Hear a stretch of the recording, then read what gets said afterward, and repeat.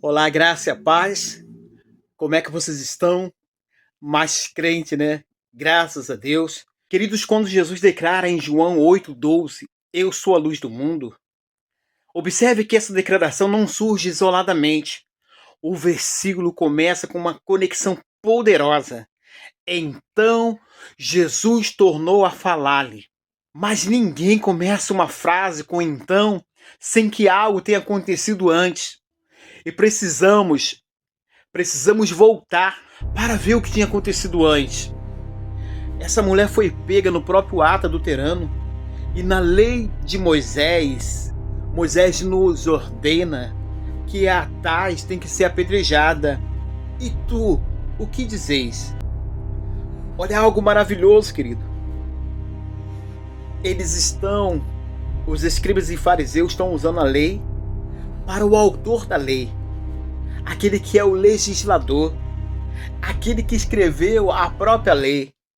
Então, já que eles querem usar a lei contra o autor da lei, a Bíblia diz que Jesus, ele se inclina e coloca o dedo sobre o chão, queridos, e essa parte que Jesus ele desce, escreve no chão, isso carrega uma revelação poderosa.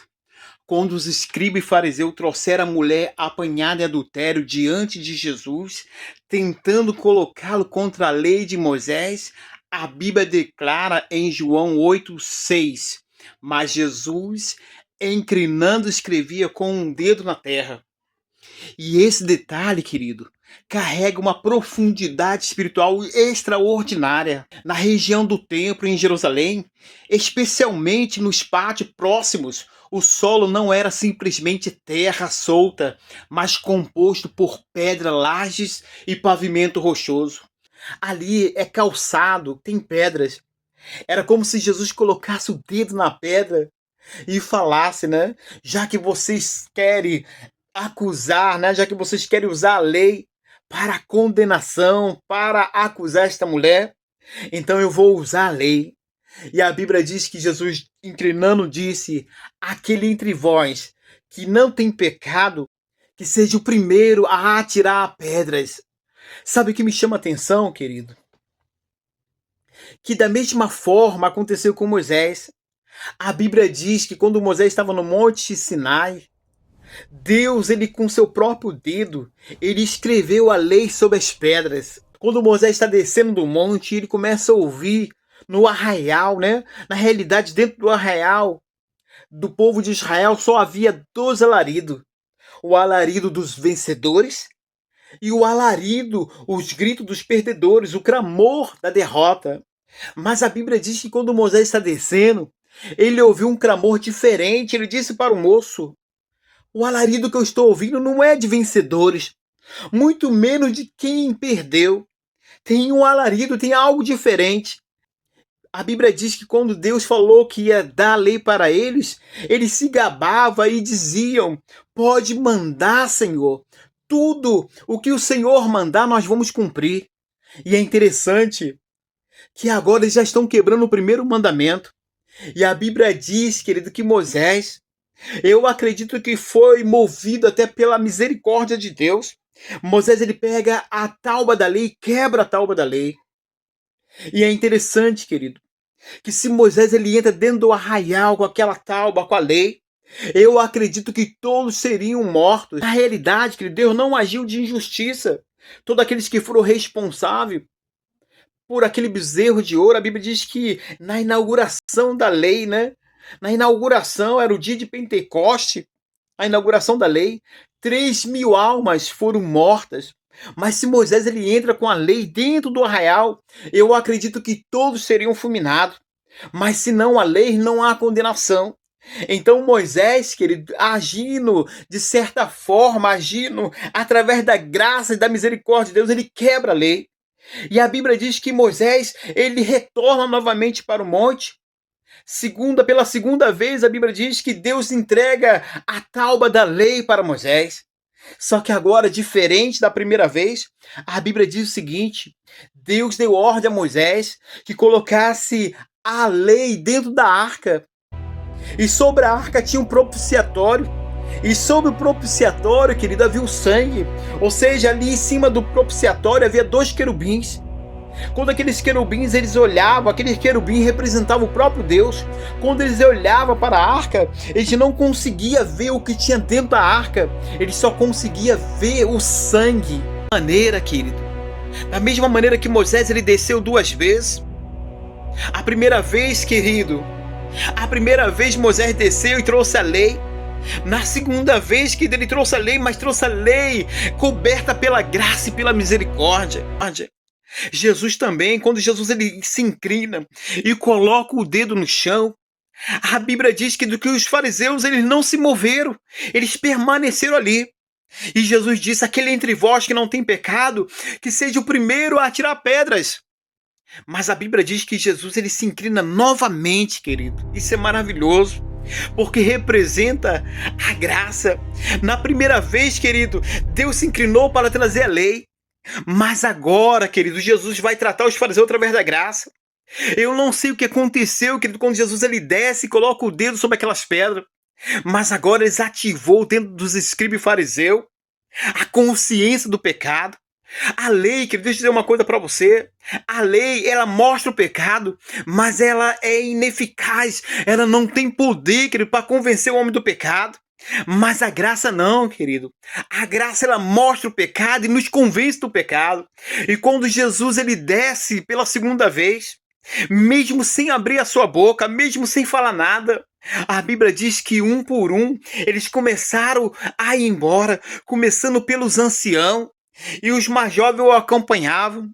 E a Bíblia diz que quando Jesus ele levanta, né? E levantando-se, ele olhou e viu que não tinha ninguém, ele perguntou para a mulher: mulher, aonde estão seus acusadores? Ninguém te condenou? E ela disse: Senhor, ninguém me condenou. Então Jesus ele disse: vá e não peques mais. Isso é maravilhoso, querido, porque nós mudamos a ordem. Primeiro nós queremos que as pessoas se ajeitem.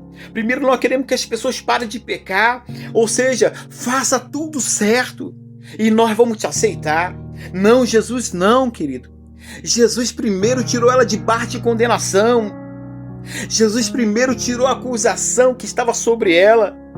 E disse: agora que você não está mais debaixo de condenação, agora que você já foi aceita, agora que você já foi perdoada, agora que você já foi alcançado pelo favor e pela graça, agora vá e não peques mais. Isso é maravilhoso, querido, porque a graça, querido, deixa eu lhe dizer algo: graça não é permissão para pecar, graça é o poder para vencer o pecado. A graça, querido, nos dá poder. Muitos querem tratar as pessoas através da lei, mas Paulo diz que a força do pecado é a lei. A lei, querido, não justifica ninguém. A lei, querido, só ativa o pior de nós. Mas a graça não, querido. A graça ela extrai o melhor de nós, querido. Isso é maravilhoso. Por isso Jesus disse: agora que você foi perdoada, agora que você não está debaixo de condenação, vá e não peques mais. Isso não significa que Jesus negou o pecado dela. O pecado estava ali. Mas quando Jesus diz: vá e não peques mais, sabe o que significava? Aquele pecado não foi imputado, querido, porque alguém tinha que pagar. E quando aquela mulher ela sai da presença dele, Jesus, eu acredito que no seu último ele disse: mais um pecado que eu vou pagar, mais um pecado para minha lista de pecado. Porque a Bíblia diz que ele levou sobre si nossos pecados, nossas dores.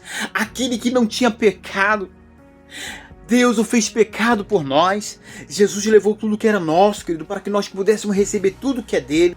E o que é maravilhoso é que depois desse ato de justiça, depois da manifestação da graça de Deus, Jesus ele sai falando em João 8,12.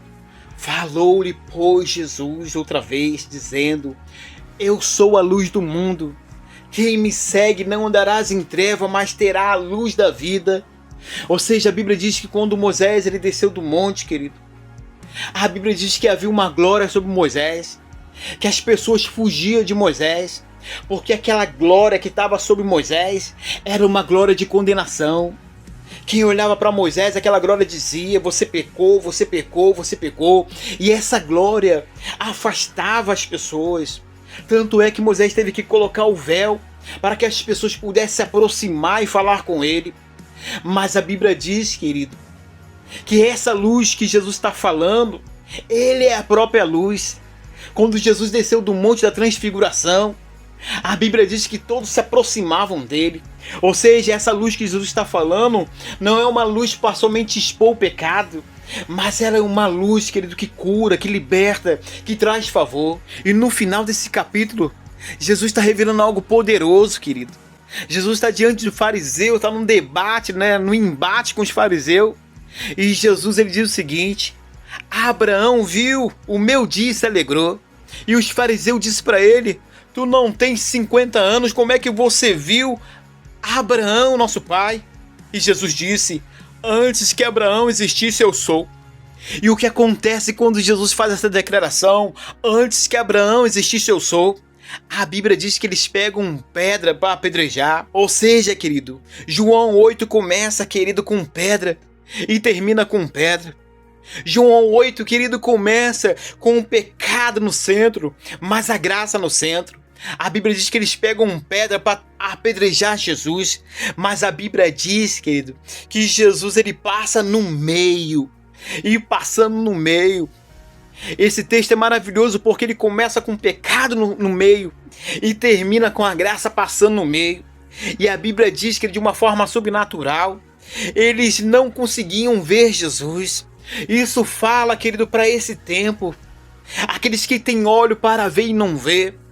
Aqueles que estão cegos espiritualmente. Aqueles religiosos, aqueles fariseus, escriba e fariseu, que queriam apedrejar, não viram. Então esse texto é maravilhoso.